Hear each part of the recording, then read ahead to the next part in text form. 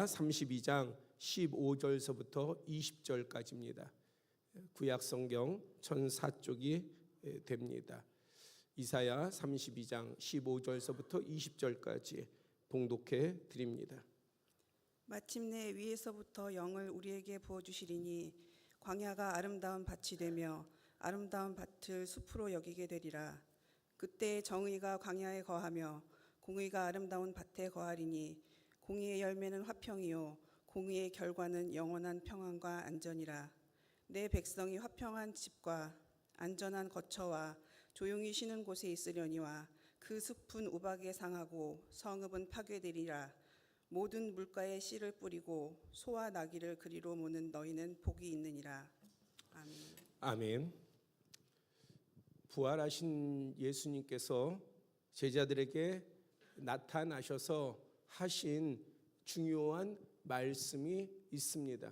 평안할 지어다. 또 성령을 받으라. 성령을 받으라는 이 말씀은 오늘날에도 교회 안에서 매우 중요하게 선포됩니다. 그렇다면 여러분들은 성령을 받으셨습니까? 교회에서 목사를 통해서 자주 여러분들에게 질문되어지는 것인데 그만큼 중요한 것이죠. 과연 나는 성령을 받았는가? 하나님의 영, 성령을 받았다면, 내가 그렇게 받았다고 믿는다면, 그렇다면 나에게 있어서 그 증거는 무엇일까? 내가 성령을 받았다면 증거가 있을 거 아니에요. 그것은 다른 사람들한테 보여주려고 하고 이야기하고 뭔가 나를 적당하게 맞추려고 하는 것이 아니라 주님 앞에서의 진실 가운데에 내가 성령을 받았다면 그 증거가 있지 않겠습니까? 성경은 말씀합니다.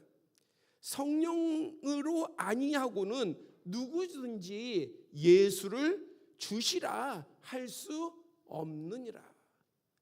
그러니까 내가 진심으로 예수님이 나의 구주입니다라고 고백한다면, 마음의 중심을 다해 고백할 수 있다면, 그렇다면은 나에게 하나의 분명한 증거가 있는 거예요. 어떤 증거요? 성령께서 나와 함께 하시는구나. 왜? 그것은 내가 그렇게 주장해서가 아니라, 목사가 그렇게 말해서가 아니라 성경에 분명하게 밝히 말씀하고 있는 거예요. 성령이 아니고서는 예수님을 우리의 구주라고, 주님이시라고 고백할 수 없다는 것입니다. 그러므로 성령께서 우리 안에 계시다라는 고백은 성령이 내 안에 계시다는 중요한 보증이 됩니다. 이와 같이 성령의 임재는 우리의 삶 가운데에 다양한 모습으로 나타납니다. 그 가운데에 오늘 우리가 주목하려는 한 가지가 있습니다. 바로 전환과 변화입니다. 성령의 부으심은 우리의 삶을 바꾸어 놓습니다. 이거를 바꾸어 말하면 우리의 삶은 바뀌어야 돼요. 이전과 바뀌어야 됩니다. 어떤 이전과요? 성령을 받은 때와 성령을 받지 못한 때와 우리의 삶의 모습은 바뀌어야 돼요. 변화돼야 돼요. 만약에 우리의 삶에 변화가 없다라고 한다면은 어떠한 선한 전환이나 주님의 뜻 가운데에 나아가는 전환이 없다라고 한다면은, 그렇다면은 정말 내가 성령을 받았다, 내가 정말 성령 안에서 산다, 그렇게 고백하기에는 힘이 듭니다. 예수님께서 승천하신 후 제자들과 성도들은 예루살렘에 모여 기도했습니다. 그리고 오순절 날이 이르렀을 때 성령께서 그들에게 충만히 임하셨습니다. 그러자 놀라운 변화가 그들에게 일어났습니다. 이전에 사람들을 두려워하여 집안에 숨어있던 제자들이 밖으로 나왔어요. 그리고 오순절을 지키기 위해서 온 경건한 천하 각국에서 예루살렘으로 모여든 사람들에게 담대하게 복음을 전하기를 시작했습니다. 여기에는 놀라운 초자연적인 역사가 있었어요. 그것은 그들이 전하는 복음이 각 지역, 각 나라에 흩어져서 모였던 그 사람들의 지역 방언으로, 지역 언어로 전해졌다라고 하는 거예요. 갈릴리 사람에 의해서, 한 어촌 사람들에 의해서 그렇게 증거됐다라고 하는 것은, 이것은 가능하지 않는 일입니다. 그러나 성경의 중심은 그러한 놀라운 초자연적인 능력 이전에 무엇을 나타내고 있느냐? 성령을 받아서 이러한 능력 기적이 행해진다가 그것도 중요하지만 더 중요한 것은 무엇이냐? 바로 성령을 받고 성령이 임하고 제자들이, 초대교회 성도들이 달라졌다는 거예요. 변했다는 것입니다. 두려움과 걱정과 염려와 무서움과 근심과 이러한 것들에 사로잡혀서 꼭꼭 숨어있던 그러한 사람들이 밖으로 나왔을 뿐만 아니라 핍박을 두려워하지 아니하고 심지어는 죽음마저 무서워하지 아니하고 담대하게 예수 그리스도의 복음을 전했다는 것입니다. 그러므로 오늘 우리도 예수님을 믿은 후 내 인생은, 내 생활은 얼마나 달라졌는가, 어떻게 변화됐는가 돌아봐야 돼요. 내가 예수님 믿기 전과 예수님을 믿은 후, 예수님을 내 구주로 영접한 후, 믿은 후, 내가 하나님의 자녀가 된 후 나는 어떻게 달라졌는가 살펴야죠. 나에게는 어떤 변화가 있는지를 봐야 되지 않겠어요? 그리고 한 걸음 더 나아가 하나님의 영 성령께서 내게 임했다 한다면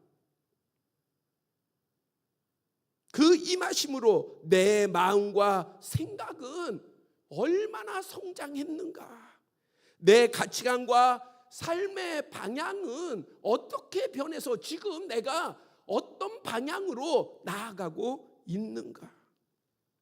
믿음의 사람이라면 이 모든 것을 옛날에 한때에 그런 것을 살피고 그런 것을 간증하고 그런 것을 자랑하고 그런 것 가운데 기쁨으로 나아갔던 그러한 옛날의 애가 아니라 지금 현재 나는 어떠한지 수시로 살펴보아야 합니다.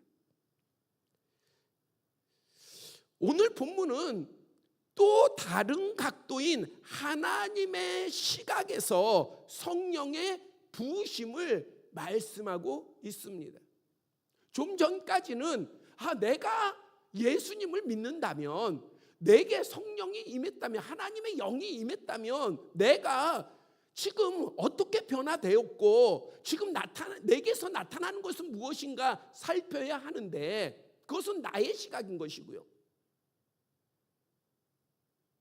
오늘 본문은 하나님의 시각에서 성령의 부으심이 어떠한 것인지를 말씀하고 있습니다. 하나님께서 성령을 부어주실 때에 어떤 역사가 일어나는가, 무엇이 달라지고 어떤 변화가 있는가를 보여주고 있습니다. 본문 앞에 13절과 14절을 보면 매우 황폐한 상황이 나타납니다. 백성의 모든 지경에는 가시와 찔레가 나고 궁전은 버려지고 성읍은 적막해집니다. 삶의 건강한 질서가 무너졌습니다. 사람의 지혜와 능력으로는 도저히 돌이키기 어려운 상황입니다. 성경에서 어떠한 가능성을 이야기하고 가능성이 있는 것을 말하고 있는 것이 아니라 이제 세상의 어떤 것으로도 뭔가를 세울 수도 회복할 수도 없는 지경의 그러한 환경과 상황을 말씀하고 있는 거예요. 그런데 그러한 어려운 상황 가운데에 오늘 본문 15절은 마침내라는 중요한 한마디로 상황을 반전시킵니다. 전환시킵니다. 마침내. 마침내가 언제 전환시키는 단어로 쓰여졌느냐? 지금의 상황, 지금의 환경, 지금의 처지, 어떠한 것도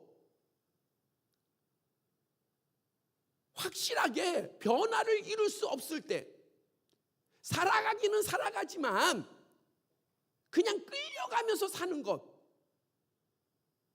소망도 없어요, 기대도 없어요. 그냥 항상 살던 대로 주어지는 시간과 주어지는 상황에 맡기면서 살아가는. 그런데 마침내, 이 마침내는 무엇으로 연결되느냐? 변화가 일어난다는 거예요. 변화가 일어납니다. 마침내 위에서부터 영을 우리에게 부어 주시리니. 하나님께서 하나님의 영을 우리에게 마침내 부어 주신다는 거예요. 이것이 하나님으로부터의 변화의 시작인 거예요. 우리로부터의 변화의 시작이 아니라 하나님께서 우리를 향하여서, 우리의 각자를 향하여서, 우리의 공동체를 향하여서, 우리의 가정을 향하여서, 아니면 우리의 지경이나 터전을 향하여서 하나님께서, 우리가 아니라 하나님 도와주세요 하고 우리가 매달려서 하나님께서 하는 수 없이 나타내시는 것이 아니라 하나님께서 작정하시고 마침내 이제 내가 역사하겠다, 내가 이제 섭리하겠다, 이제 내가 주장하겠다, 그 마침내요. 근데 그 마침내 무엇을 시작하시느냐? 보여주시고 나타내시고 느끼게 하는 그러한, 우리에게 있어서 우리가 당장 원하는 것을 이루시는 것이 아니라, 행하시는 것이 아니라 성령을 부어 주신다는 것입니다. 하나님의 영을 부어 주신다는 거예요. 이것은 우리의 눈에 당장에 드러나지 않지만은 하나님께서 가장 확실하게 우리를 향하여서 주시는 가장 큰, 가장 귀한 은혜입니다. 역사입니다. 마침내 위에서부터 영을 우리에게 부어 주신다. 사람의 지혜나 능력, 힘도 한계에 이르렀을 때에, 모든 순상과 방법을 동원해도 피폐하고 절망적인 현실을 바꿀 수 없을 때에, 영적으로 눈을 한번 좀 돌려볼까요? 믿음의 부모님들 자녀들한테 어때요? 믿음을 줄 수 있어요?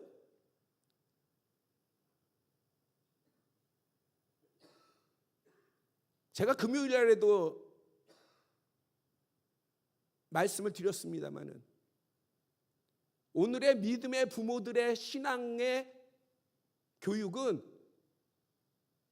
크게 무너져 있어요.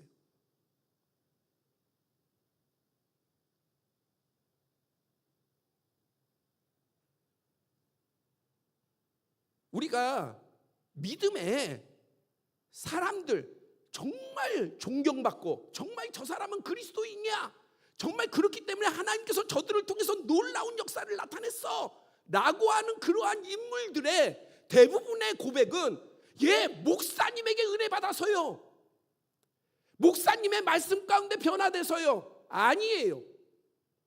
대부분 그들의 입술 가운데 고백되어지는 것은 어머니예요. 내가 어머니의 기도와 어머니의 가르침과 어머니의 신앙훈련과 앞서 보여주는 신앙의 모습으로 인해서 내가 이러한 믿음을 가졌습니다.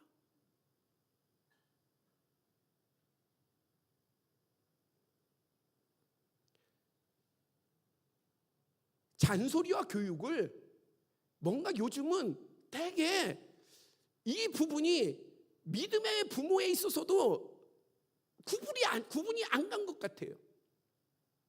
교육을 정말 주님 안에서의 교육을 잔소리라고 생각을 하고, 자녀들이 잔소리로 받으면 잔소리인 거예요.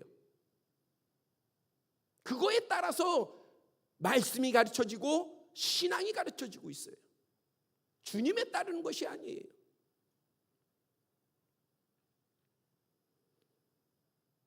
그러니 우리가 지금 육신으로는 자녀들을 대하거나 아니면 우리끼리의 어떤 대하는 것 가운데에 눈에 보이는 것은 건강하지요.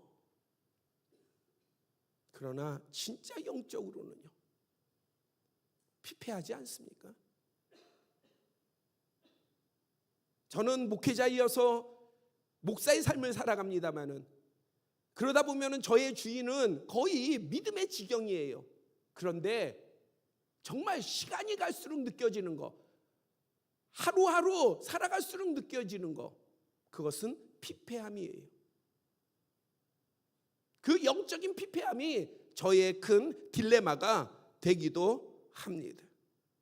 그러니 이러한 것을 제가 교회가 프로그램을 만들고 시스템을 만들고 진짜 중심을 끌어낼 수 있을까? 진짜 중심이요.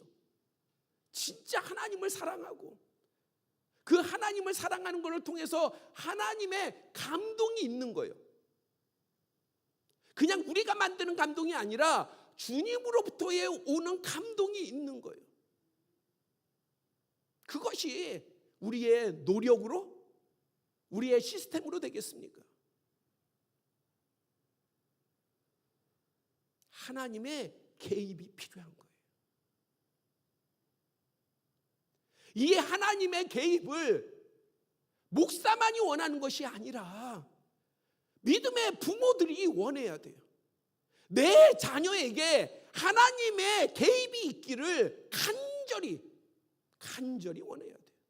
그래야 보이죠. 어떻게 자녀를 위해서 기도하고 어떻게 자녀를 위해서 하나님의 뜻 가운데에 교육할지, 말씀을 알려줄지, 그게 보이죠. 그러나 우리는 하나님의 뜻이나 말씀을 보기 전에 먼저 이미 다 판단이 되어져 있어요. 이미 우리 스스로가 하나님의 개입 이전에 그냥 우리의 스스로가 다 결정을 하고 있습니다. 그러나 다시 믿음을 부모의 세대부터 우리의 자녀의 세대까지 다시 믿음을 회복하시기를 바랍니다. 그러면 그 회복이 곧 하나님의 회복의 시작이 됩니다. 하나님의 회복이요. 위로부터 영을 우리에게 부어 주시리니. 그러니까 하나님의 영의 임하심은, 부으심은 무엇을 얘기하느냐? 하나님의 회복의 시작을 말씀하고 있는 거예요. 우리의 회복의 시작을 이야기하는 게 아니라 하나님께서 회복하시겠다라고 하는 그 시작을 의미합니다. 여기서의 영은 히브리어로 루하흐예요. 문맥에서 하나님의 영, 성령의 부으심입니다. 이 성령은 위로부터입니다. 참된 회복의 근원은 아래, 이 땅에 있지 않아요. 아니, 왜 자꾸 우리는 믿습니다, 내가 하나님을 믿습니다 하는데 회복의 근거를 왜 자꾸 이 땅에서 찾으려고 하는 거냐고요. 이 땅에서 뭔가가 조금만 주어져도 금방 회복돼요. 그런데 그것은 참 회복이 아니에요. 그것은 또 사라지면은 금방 무너질 거예요. 사람에게서 찾지 마세요. 여러분들의 회복을 사람에게서 찾지 마세요. 이 땅에서 찾지 마세요. 사람에게서 시작되는 것이 아닙니다. 세상에서 시작되는 것이 아니에요. 위로부터, 하나님께로부터 시작됩니다. 나의 회복은 하나님으로부터 시작된다. 우리의 가정의 회복은 하나님으로부터 시작된다. 우리의 공동체의 회복은 하나님으로부터 시작된다. 나의 지경과 터전의 회복은 하나님으로부터 시작된다라고 하는 굳건한 믿음, 확실한 믿음이 있어야 합니다.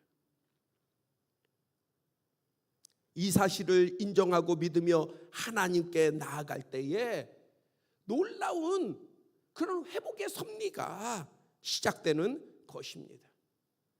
한자어로 회복은 돌아올 회, 돌아올 복자를 씁니다. 잃어버렸던 것을 되찾고 이전의 상태로 돌아간다는 그러한 뜻입니다. 그러나 하나님께서 이루시는 회복은 단순히 과거에 좋았던 때로의 회기를 말하는 것이 아니에요.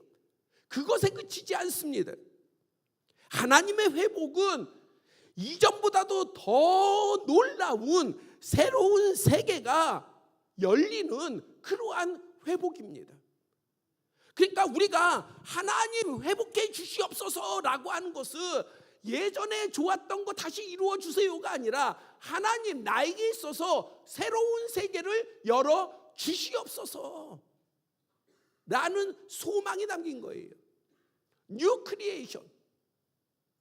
너희는 이제 새로운 피조물이라. 예수 그리스도로 말미암아 우리가 하나님의 새로운 피조물 뉴 크리에이션이 됐다고 한다면,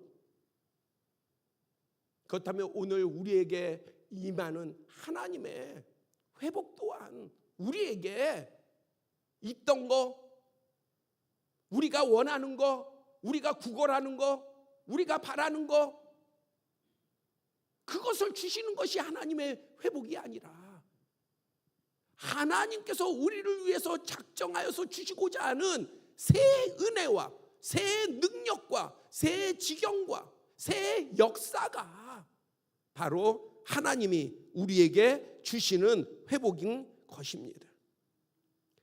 이전에 황폐하고 암담한 현실이 어떻게 바뀌었는지 본문 15절을 보시기를 바랍니다. 광야가 아름다운 밭이 되며 아름다운 밭을 숲으로 여기게 되리라. 단순히 광야가 좀 나아가진 게 아니에요. 우리가 광야에서 바라는 것은 무엇입니까? 현실적으로 광야에서 바라는 것은 주어지는 물. 야, 어디 가면 물이 있을까? 혹시 물 있는 걸 발견하지 못할까 염려 근심하면서 그러다가 광야에서 물을 발견하면 그러면 얼마나 감사하고 기쁩니까? 하나님 감사합니다. 먹을 양식이 없어요, 광야에서. 그럴 때에 양식이 생기면 하나님 감사합니다. 이것이 우리의 믿음의 여정이잖아요. 그러나 하나님께서 하시는 말씀은 성령이 임하면, 그리고 그 임함으로 하나님이 작정하여 역사하시면 그 정도가 아니라는 거예요. 광야가 아름다운 밭이 될 것이다. 하나님의 말씀입니다. 아름다운 밭을 숲으로 여기게 되리라. 광야가 이렇게 바뀌는 거예요. 열매가 없던 곳에 열매가 맺어집니다. 그리고 그 밭이 숲처럼 풍성해집니다. 또한 16절에는요, 공의와 정의가 흐른다. 오늘 우리가 뉴스를 보잖아요. 공의와 정의를 발견할 수가 없어요. 그런데 믿음의 사람에게 있어서는요, 공의가 보이는 거예요. 정의가 보이는 거예요. 그것은 이 땅에서 사람들에게서 보이는 게 아니라, 정치가들에게서 보이는 것이 아니라 하나님에게서 볼 수 있는 거예요. 우리가 하나님을 바라볼 수 있음으로 말미암아, 하나님의 섭리를 알 수 있음으로 말미암아, 그것에서 진정한 공의와 정의를 그것으로부터 우리에게 흐르게 할 수 있는 것입니다. 17절은요, 화평과 평안과 안정이 보장됩니다. 누가 주는 거예요? 하나님이 주시는 거예요. 내가 잘 먹고 잘 살고 모든 것이 내 마음대로 다 되고 그러면 평안합니까? 그러면 두려움이 없어요? 그러면 모든 걱정 근심이 사라집니까? 그럴 것 같지요. 그러나 그렇지 않아요. 우리가 이 땅을 살아나가는 동안에 어찌 근심이 끊치며 걱정이 끊치겠습니까? 우리의 염려와 두려움과 무서움이 어찌 끝나겠습니까? 우리가 이 땅을 사는 동안에요. 그러나 비록 그런 이 땅에 살더라도 하나님의 평안이 내게 임하면, 설사 내가 불 속에라도 들어간다 할지라도 내 안에 평안함이 가득할 줄 믿습니다. 그 평안함은 내가 인위적으로나 내 인격으로나 내 능력으로 만들어지는 것이 아니라 전능하신 하나님이 주시기 때문이에요. 그러니 우리가 세상의 미래의 시간이나 지금 여러 가지의 상황 가운데서 우리가 무엇을 두려워하고 무엇을 염려하겠습니까? 살아계신 하나님이 나와 함께 하시는데. 그러니 성령이 임하시면 변화가 있는데, 어떤 변화냐? 화평과 평안과 안정이 주어진다는 거예요. 그리고 가정과 처소는요, 쉼이 가득한 안식처가 됩니다. 아니, 가정이 안식처가 돼야죠. 가정이 전쟁터가 되면 되겠습니까? 우리가 가정이 전쟁터가 되기를 원하는 그런 사람들은 아무도 없을 거예요. 그런데 다들 그걸 원하는데, 가정이 평안하고 가정이 화목하고 가정에 기쁨이 있고 가정이 쉼의 안식처가 되기를 안 바라는 사람이 하나도 없는데, 사실은 현실적으로는 그거 이루기 힘들잖아요. 제가 우리 성도님들 사정을 다 알지는 못하지만 대충은 알아요. 어때요? 가정의 문제 없는 사람 있습니까? 힘들지 않는 사람 있어요 여기에?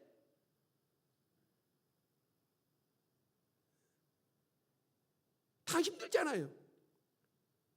소중한 가장 가까운 가정의 구성원들도 그 관계에 힘들잖아요.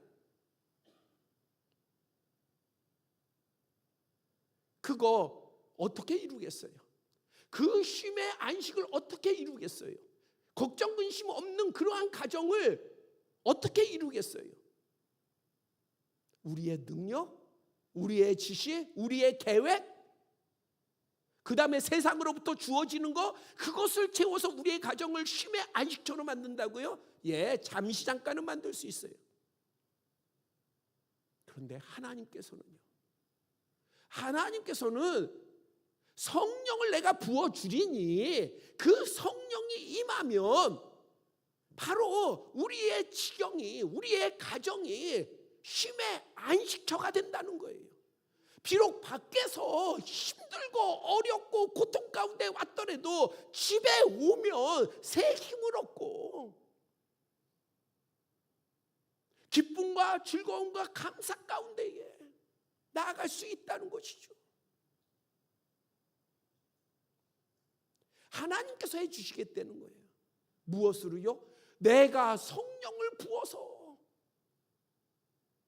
너희들의 힘이 아니라 내가 함께 해서 너희들의 힘과 능력과 지식과 지혜와 경험과 그러한 것으로 이루라는 것이 아니라 내가 성령을 부어서, 내 영, 성령을 부어서 그것을 해 주시겠다는 거예요. 그 변화를 이루시겠다는 것입니다. 이러한 하나님으로부터의 회복이, 성령을 부으심으로의 이 회복이 오늘 예배드리는 우리 모두에게 임하기를 축복합니다. 성령께서는 우리의 부족한 것을 조금 보충해 주시고 거친 부분을 조금 다듬어 주시는 게 아니에요. 우리를 뒤따라오면서 아이고 그래 내가 좀 도와줄게. 아이고 너 힘들지? 그래 내가 좀 부축해 줄게. 너 그거 필요하지? 그래 내가 좀 성령께서 내 뒤를 쫄쫄쫄 따라오시면서 그 필요할 때마다 조금씩 나를 도와주시는 그분이 성령님이 아니에요. 이 땅에 혼돈하고 공허하며 흑암이 깊음 위에 있을 때에 하나님의 영 성령께서는 수면에 운행하셨어요. 이 땅에 전혀 생명이 없을 때, 황폐할 때, 혼돈되어 있을 때에, 텅 비어 있었을 때에, 그때에 성령님은 살아서 움직이셨습니다. 그리고 성령께서는요, 황폐하고 메마른 바로 우리의 삶에서도 운행하십니다. 그래서 혼돈되고 공허하고 흑암이 깊음 위에 있던 곳을 어떻게 바꾸셨어요? 질서와 규모를 주시고, 비었던 곳은 채우시고, 어둠의 깊은 곳에 있었던 곳은 밝은 빛을 주셨잖아요. 마찬가지예요. 우리의 삶에도 성령께서 운행하시어 변화시키심을 믿으시기를 바랍니다. 우리의 삶의 규모를 세워주실 거예요. 우리의 비어있는 것을 채워주실 것입니다. 그리고 우리의 앞이 캄캄한 것, 어떻게 나아갈지, 어디로 나아갈지 모를 때에 빛을 분명하게 비춰주실 것입니다. 그러므로 성령의 부으심을 신앙생활의 옵션, 선택사항으로 생각하지 마세요. 성령을 받아도 되고 안 받아도 되고, 내가 성령을 구해도 되고 안 구해도 되고, 내가 성령 없이도 성령께서 나와 꼭 함께하지 않아도, 성령이 내게 임하지 않으셔도 나는 얼마든지 믿음의 삶을 살 수 있어. 그리고 필요할 때만 구하면 돼. 이렇게 생각하지 마세요.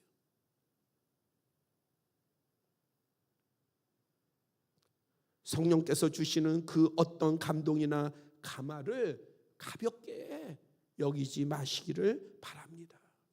성령의 가르침이나 보이시는 시그널을 무시하지 마시기를 당부드립니다. 믿음으로 성령의 어떤 개입에도 순종하시기를 바랍니다. 성령이 임하시면 전능하신 하나님은 역사하십니다. 그 역사하심은 우리의 삶을 변화시킵니다. 그것은 광야에 물을 내시고 광야를 밭으로 바꾸시며 숲이 되게 하십니다. 이와 같이 우리의 삶과 환경 어떤 상황에도 하나님의 놀라운 변화, 은혜의 변화의 역사가 나타날 것입니다. 그리고 본문 마지막 20절은 이렇게 결론을 맺습니다. 너희는 복이 있느니라.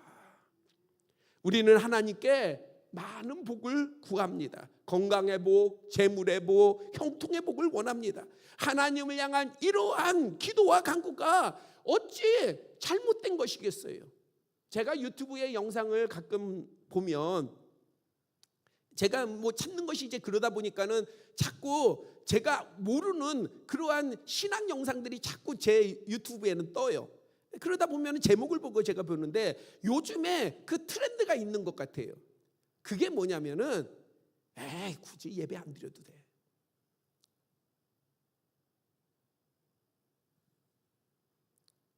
그리고 하나님 앞에 뭐 달라 하는 기도? 그거 수준 낮은 기도야. 11조 안 드려도 돼. 헌금 생활 안 해도 돼. 이것이 오늘의 어떠한 유튜브에서의 신앙의 뭔가 좀 조회수를 늘리는 그러한 방향인 것 같아요.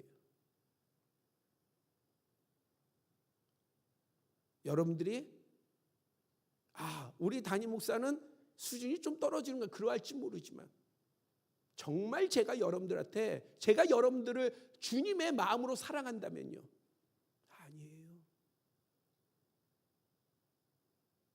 예배를 영과 진리로 드려야 돼요. 시간으로 드리는 게 아니라 영과 진리로 드려야 됩니다. 기도해야죠. 여러분들이 필요한 거 간구해야죠. 그것이 물질적이든 건강적인 것이든 어떠한 형편적인 것이든 구해야죠. 하나님 앞에 사랑하는 마음으로 헌금해야죠.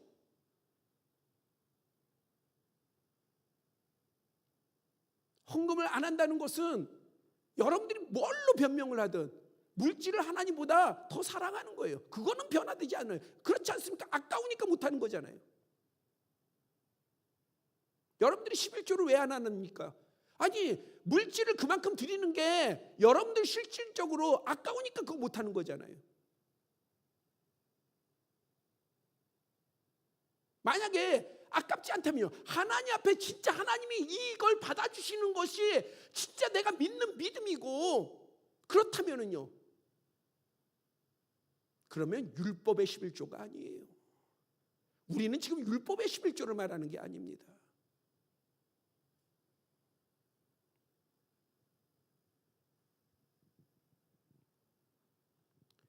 우리가 간구하고 기도하고 정말 하나님 앞에 열망을 갖는 거, 문제 없는 것입니다. 본문 19절에는 숲이 우박에 상하고 성읍이 낮아지는 심판의 모습이 보입니다. 그런 가운데에서 하나님의 백성은 모든 물가에 씨를 뿌리고 소와 나귀를 자유롭게 풀어 놓습니다. 당연히 복된 거 아니에요? 우리가 비교되어질 때에 지금 세상의 사람들은 우박에 상하고 그 다음에 그 성읍들은 심판 앞에 놓여 있는데 우리는요, 주님 안에서 소와 나귀를 자유롭게 풀에 놓아주고 그러면서 그 소와 나귀와 함께 거니는 거, 이게 복된 모습 아니겠습니까? 그런데요, 믿음의 사람인 우리는 복에 대해 더 깊은 이해가 필요합니다. 이번 청년부 비전 트립을 통해서 저도 생전 처음으로 중국을 가봤어요. 아직까지 저도 중국을, 이상하게 일본하고 중국을 제가 이 방문을 기회는 여러 번 있는데 가지 않게 되더라고요. 근데 이번에 청년들하고 함께 다녀왔어요. 보니까 박희병 안수 집사님이 가이드 없이 본인이 이제 중국어로 다 통역하고 뭐 해가지고 우리 안수 집사님이 다 가이드까지 다 했어요. 그래서 돌아오고 나 보니까는 중국어를 잘해서 이제 위상이 좀 높아진 것 같아요. 청년들의 보는 눈이 좀 달라진 것 같아요. 그러니까 뭔가 보여야 되는 것 같아, 그죠? 아무튼 그런데 제가 호주에 있을 때에 그곳 중국 음식점을 가니까 복복자 있잖아요. 이 복복자를 바로 안 붙여놓고 다 거꾸로 붙여놓은 거예요, 복자를. 그래서 제가 그랬죠. 저 복자 잘못 붙였다고. 거꾸로 붙여놨으니까. 그랬더니 한 중국분이 그걸 설명을 해주시더라고요. 중국어에 뒤집다, 따오가 도착하다의 따오와 발음이 같답니다. 그러니까 이 뒤집어 놓으면, 복을 뒤집어 놓으면 그러면은 복이 도착했다, 이런 의미 가운데에서 그 복자를 갖다가 거꾸로 그렇게 붙여 놓아서 표현한 것이라고 합니다. 그 다음에 또한 이 뒤집다의 따오가 붓다, 쏟다의 의미로도 그렇게 사용된다고 합니다. 그래서 그분 설명이요, 복을 하늘로부터 오는 것이기에, 왜 쏟다 붓다 하니까, 그래서 복자를 하늘에서 복이 좀 쏟아지도록 하기 위해서 복자를 거꾸로 그렇게 붙여놨다, 그렇게 설명을 하더라고요.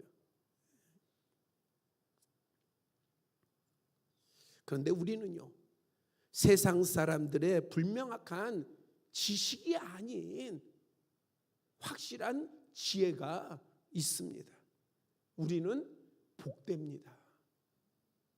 하나님께서 우리 보고 복되다고 하는데 우리는 하나님께 나 복 안 돼요. 나는 복되지 않습니다. 나는 이러이러해서 지금의 상황이 이러이러해서 나는 복되. 아니 하나님은 너 복돼 그러는데 나 복 안 된다니까요. 지금 내 형편을 보세요. 내 처지를 보세요. 나 복되지 않습니다. 자꾸 이렇게 주장을 하니 그러니 복되지 않는 거예요. 근데 하나님께서는 우리에게 너 복돼. 너 복돼. 세상에서 어떤 것과도 바꿀 수 없는 그 복이 너희에게 있어라고 말씀하십니다. 이 복은 단순히 물질적인 번영이나 환경의 평안, 형통만을 말하는 것이 아닙니다. 우리 자신의 은혜의 변화가 있는 것인데 이것이 정말 큰 복이에요. 예수 그리스도로 말미암아 우리의 신분이 바뀌었어요. 하나님의 자녀로 바뀌었어요. 예전에는 거짓이 우리의 아비였습니다. 마귀가 우리의 아비였어요. 그러나 지금은 살아계신 하나님이 우리의 아버지가 되십니다. 그래서 우리는 하나님의 자녀가 됐어요. 얼마나 큰 복입니까? 그럴 뿐만 아니라 예수 그리스도로 말미암아 영원한 생명을, 누구도 빼앗을 수 없는 영원한 생명을 우리가 가졌습니다. 그러니 얼마나 큰 복입니까? 더욱이 우리는 없어질 이 땅, 우리가 나라를 위해서도 기도를 아까 대표기도자가 했습니다마는 이 나라도 없어질 거예요. 우리나라가 계속해서 이름은 바뀌어오지 않았습니까? 그러나 하나님의 나라는 영원한 나라예요. 이 나라를 저도 사랑하고 그 다음에 이 나라를 위해서 애국심이 있습니다마는 내가 죽으면은요, 내가 이 땅을 떠나가면은 이 나라가 나와 무슨 상관입니까? 그러나 하나님의 나라는 지금도 상관 있고 내가 죽어서도 상관이 있습니다. 그 나라는 나의 영원한 나라이기 때문에 그렇습니다. 나에게는 그 나라의 시민권이 있어요. 그러니 얼마나 복이 됩니까? 그뿐만이 아니에요. 하나님의 말씀에 순종할 수 있으니 복이에요. 다른 사람은 말씀을 알지 못해, 듣지 못해요. 그러나 우리는 듣고 순종하니 복입니다. 긍휼과 용서가 있으니 복인 거예요. 미움과 시기와 질투와 미움이 있어서 복이 아니라 우리에게는 긍휼이 있고 용서가 있으니 복인 겁니다. 또 믿음의 담대함이 있으니 복인 것이고, 주님을 신뢰함으로 그 주님으로부터의 평안이 있으니 복인 것이고, 그리고 그 평안을 누릴 수 있으니 복입니다. 우리의 영혼이 예배를 드리니 복인 것이고, 맡겨주신 사명을 감당할 수 있으니 복입니다. 얼마나 많이 우리가 복된 게 많이 있습니까? 그 복은 세상이 줄 수 없는 하나님으로부터의 오는 복이에요. 이거를 우리가 다 받을 수 있으니, 모두가 받을 수 있으니 얼마나 복입니까? 이 모든 변화의 복은 성령의 부으심으로 시작합니다. 오늘 본문에 따라 다시 선포합니다. 열매를 맺지 못하는 곳에 많은 결실이 있습니다. 우리의 밭은 숲처럼 풍성해질 것입니다. 공의와 정의가 우리의 삶에 흐르며 화평과 평안과 안정이 보장됩니다. 우리의 가정과 처소는 쉼이 가득한 안식처가 됩니다. 무엇으로요? 하나님의 성령의 부으심으로. 성령의 부으심을 받으시기를 바랍니다. 그래서 이러한 복이 가득함으로 이 모든 것이 여러분과 저의 매일의 간증이요, 찬송이요, 감사의 기도가 되기를 축원합니다. 기도드리겠습니다. 아버지 하나님, 성령을 부어 주시옵소서. 아버지의 영 성령을 부어 주시옵소서. 성령의 부으심으로 우리의 심령이 변화되게 하여 주시고, 하나님의 회복이 우리의 삶에 나타나게 하여 주시며, 우리의 기도하는 바 하나님의 회복이 우리의 소중한 이들에게 나타나게 하여 주시고, 하나님의 작정하신 복이 우리의 지경과 터전 가운데에 나타나게 하여 주시옵소서. 간절히 바랍니다. 성령을 부어 주시옵소서. 예수 그리스도의 이름으로 기도드렸사옵나이다. 아멘. 찬송